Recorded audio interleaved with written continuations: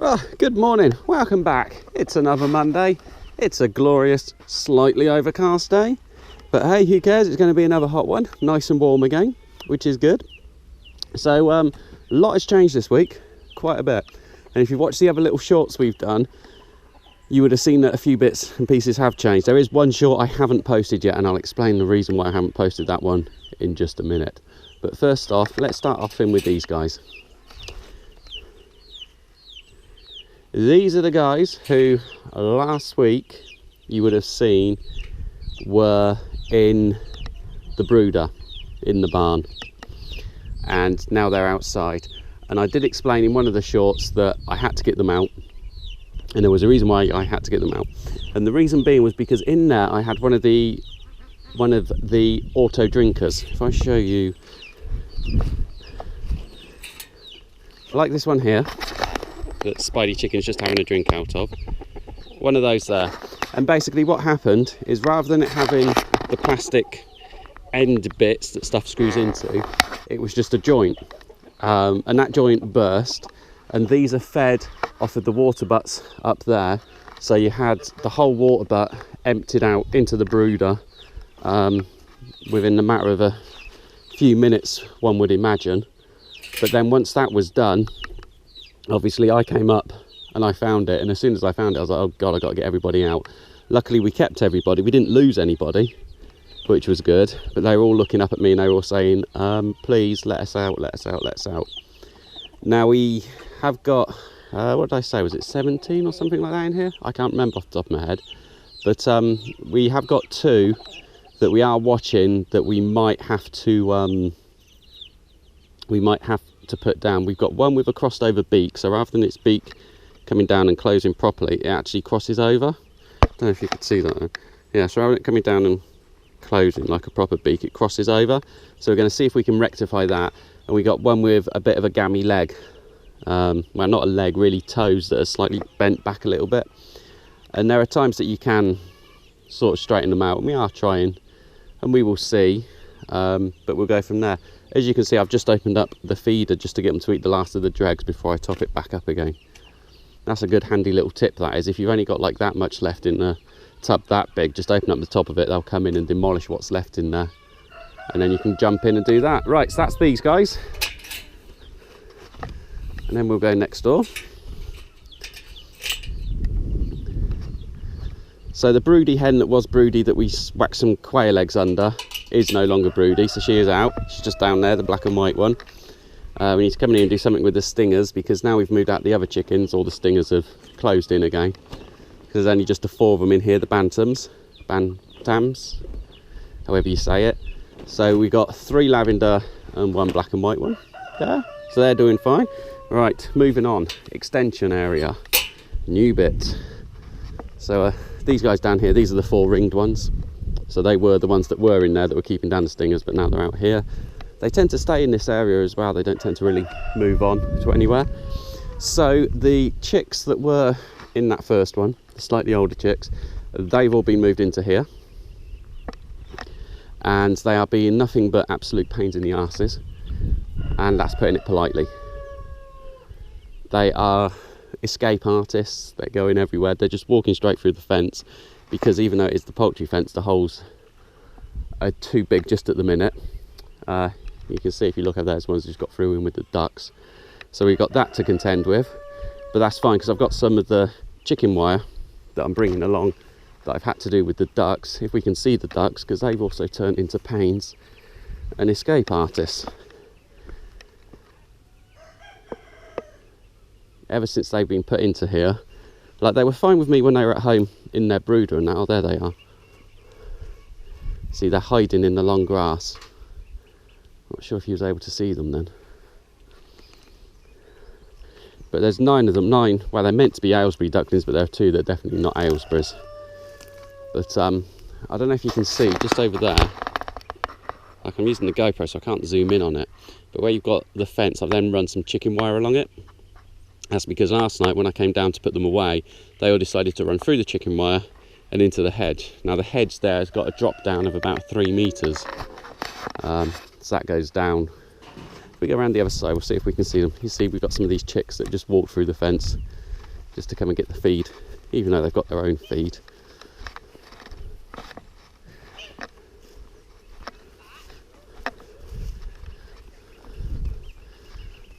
Here we go. There we are. You see, so they've gone from being quite tame to being like, no, we're in the wild now, we're wild ducks. And they're bits of pains like that. So, right, let's move on. I'm doing this all in one shot this week, hopefully. You might be able to hear other people in the background, but, you know, don't worry about them. So, there is one short that I have not posted. And the reason I have not posted it is because eBay has turned into a pink, fluffy, nicey, let's not do anything that's mildly horrible, nasty, or anything else like that. So basically, we are down 2 Aylesbury ducks. Came up here the other morning, and what remained of the ducks was just up here.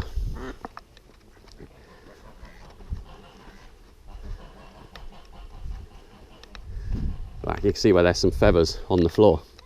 So it was in this area, and instantly you can just tell it wasn't a fox attack, because if it was a fox it would have grabbed them and it would have gone, and there's no indications around the fencing of anything coming in or out or dragging anything in or out, which there normally is when a fox comes in, or even jumping or anything, because you know, you can see there we've got all the brambles, thistles, stingers.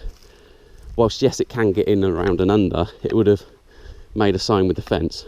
We always see it when it's happened in the past. So anyway, there were 2 of them there. One of them just had a puncture hole in its neck, and that was all that I could see. The other one, the head, the neck, top half of the breast was gone. Lower region around the vent, that was mostly gone. So as you can imagine, it wasn't a very pretty sight to come down and see at all. But we believe it was aerial. So we know around here we've got some buzzards, which is fine. They're normally not a problem. They normally only go for carrion. But we've also seen some red kites of late, which are new down to this area because they're spreading down south. But they also normally only go for carrion as well. So quite what came in and took out 2 ducks, we don't know at the minute. But as I say, I filmed it because I know when we've had incidents before, last year we lost another duck, but that was actually within the big coop there prior to doing all of the filming and that. And I asked on a couple of forums, does anybody have any ideas what could have done this?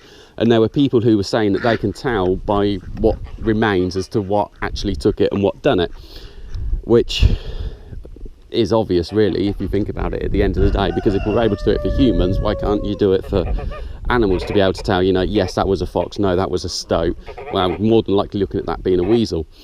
So yeah, so that was done. I've got the video.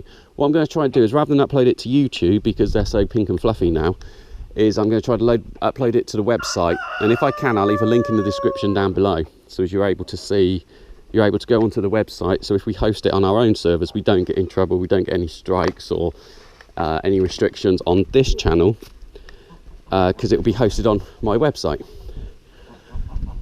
Oh dear. And the last thing is Mrs. E here. Another short we put up last week is we have a poorly goose, and we do still have a poorly goose. She is slightly getting there. She is, at least she's trying to stand now. She wasn't trying at all last week. Now she's actually trying to get herself up and actually stand and move a bit, but we're not getting anything from it. So we're going to give it another day, maybe 2 at the very, very most, and then it's a trip to the vets to see what the vet says. But I'm afraid, I think, unless something dramatically changes, that we are looking at the last few days. But she's quite happy in herself. You're able to see her there cleaning herself off, and she's got water. We bring her water, we bring her other big bits of water and little water, and she's got her feed right there next to her. Everybody comes over to see her. She's fine. It's just that one leg. So I don't quite know what's going on there. Anybody want a black Orpington cockerel? They're going. So yeah, some of the chicks there, they're going off to auction, the next auction. But we've also got other people asking if we can sell them the chickens and that and other bits and pieces. So yeah, we're looking into that. So that is about it for this week. I'm not too sure what the shorts are going to be on Thursday, because that's what I'm trying to do now. Monday with the poultry and then Thursday shorts, but we'll have a look into it. So thank you for watching, and until the next video, please like, please comment, please subscribe. Bye bye.